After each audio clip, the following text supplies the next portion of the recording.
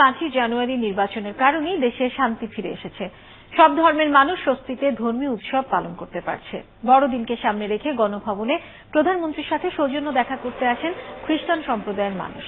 বড়দিনের গান গেয়ে কেক কেটে আগাম দিবসটি উদযাপন করেন আগতরা। খ্রিস্টান সম্প্রদায়ের মানুষের উদ্দেশ্যে প্রধানমন্ত্রী বলেন, সব ধর্মের মূল কথা মানবতা, মানুষের জন্য মানুষের আত্মত্যাগের দৃষ্টান্ত রেখেই গেছেন যীশু খ্রিস্ট। অভিযোগ করেন ৭৫-এর পর বিএনপি যতবারই ক্ষমতায় এসেছে মসজিদ, মন্দির বা প্যাগোডা রক্ষা পায়নি। নির্যাতিত হয়েছে দেশের বিভিন্ন ধর্মের মানুষ। আন্দোলনে জনগণের ছাড়া না পেয়ে একটা সন্ত্রাসী কর্মকাণ্ড চালানো, মানুষকে মারা, পুড়িয়ে মারা, মসজিদে আগুন দেওয়া, কোরআন শরীফ পোড়ানো, কোন কাজটা তারা করেছিল? শান্তিপূর্ণ অবস্থা আজ দেশে বিরাজমান। এই শান্তিপূর্ণ অবস্থা বিরাজমান হয়েছে বলেই আজ সকল ধর্মের মানুষ তার ধর্ম পালন অত্যন্ত আনন্দমুখর পরিবেশে উদযাপন করে যাচ্ছে।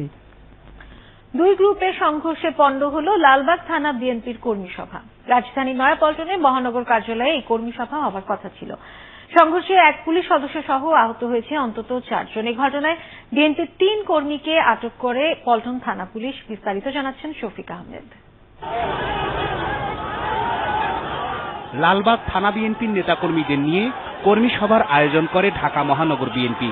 সভা শুরুর আগেই শুরু হয় ওই এলাকার সাবেক সংসদ সদস্য নাসিরউদ্দিন আহমেদ পিন্টু ও সাবেক ওয়ার্ড কমিশনার বিএনপি নেতা আলী আশরাফ আজম গ্রুপের নেতাকর্মীদের মধ্যে ধাওয়া পাল্টা ধাওয়া।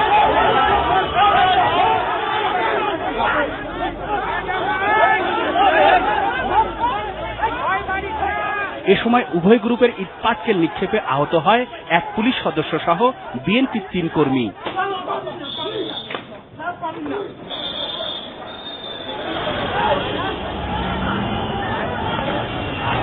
সংঘর্ষের সাথে জড়িত থাকার অভিযোগে বিএনপির 3 কর্মীকে আটক করে পুলিশ।